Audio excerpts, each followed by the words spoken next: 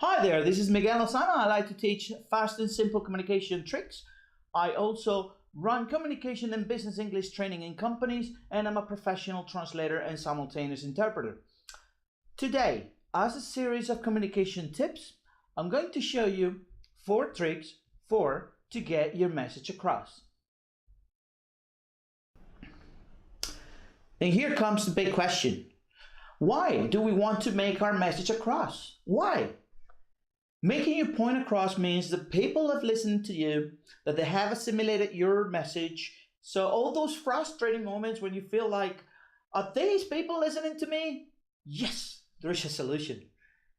Would you like to know those 4 tricks so people come by your message? First trick of the day, the 2 hits. 2 hits is a very powerful communication technique which reinforces the key message.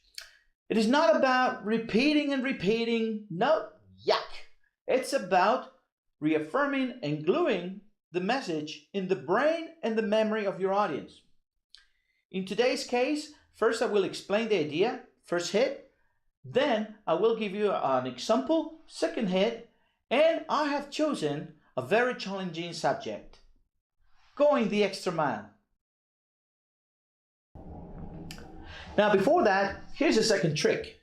Being articulate, eloquent, effective, persuasive. Now this technique can get a bit technical, so I'll be showing you an example in just a bit. Also using the 2 hits, and I'll be showing you and highlighting 2 more tricks. And as part of the first hit, I'm going to show how you can be effective, persuasive by being articulate, expressing the idea of going the extra mile. Now, if you want to get your message across, being articulate, you just need to follow 3 steps.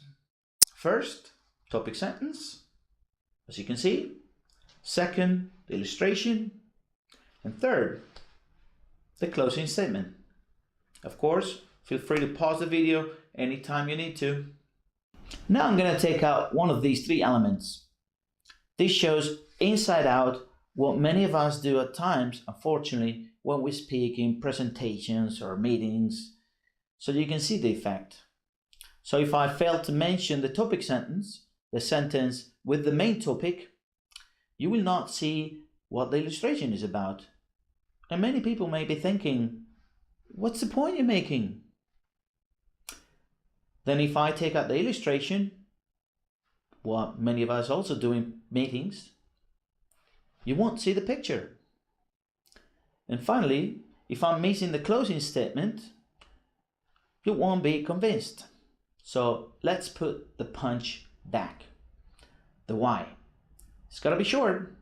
Can you imagine a joke with a long punch or without it? It's not a joke, right? Okay, so we want to have a punch. My advice, when you prepare your message, make sure you have the punch first, the why. You'll be much more convincing. Now the other 2 tricks. Synonyms are underlined and in red boxes. My suggestion is that you create a list of synonyms after you write your why. This will boost your eloquence. Now rhetorical questions in red font to engage the audience. They appear in the opening and in the closing. 2 hits too.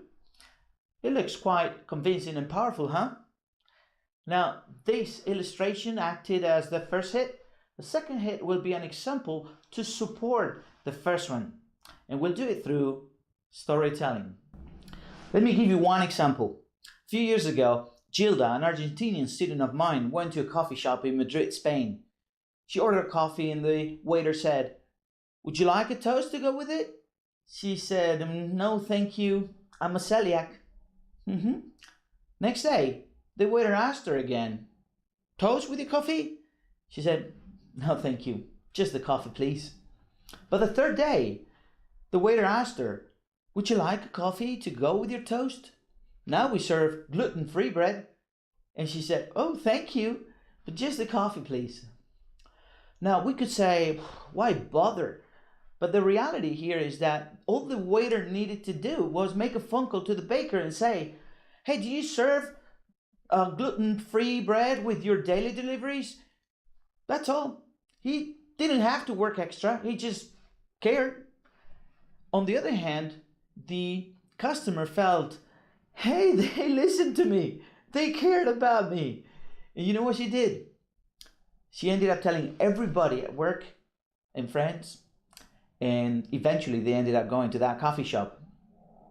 Now you have a bunch of stories. When you tell them with passion. They're your stories.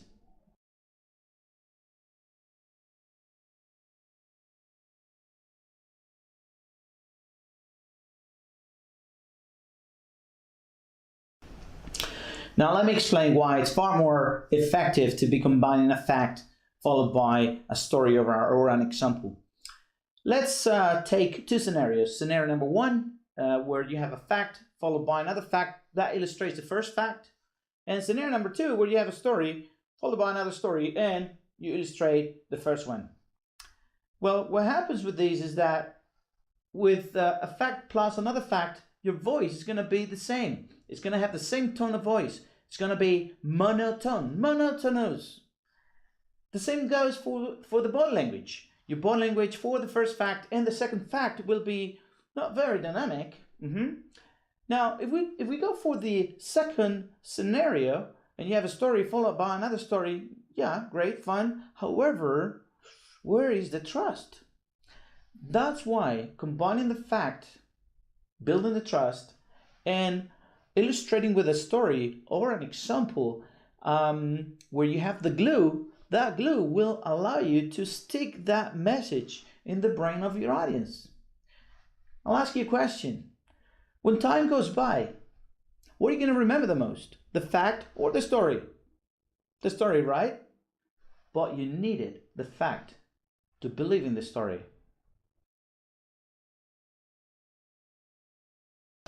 Now you can put in practice all these great tricks and make sure that all those great ideas that you have hit home and reach your audience effectively. Whether you put these 4 tricks in practice in your next meeting, presentation, negotiation, job interview, remember this. Use the 2 hits, not violently, but to be articulate. Now, if you're buying this message, click on like. Now your turn to sell yours. Thanks for watching, Miguel Lozano.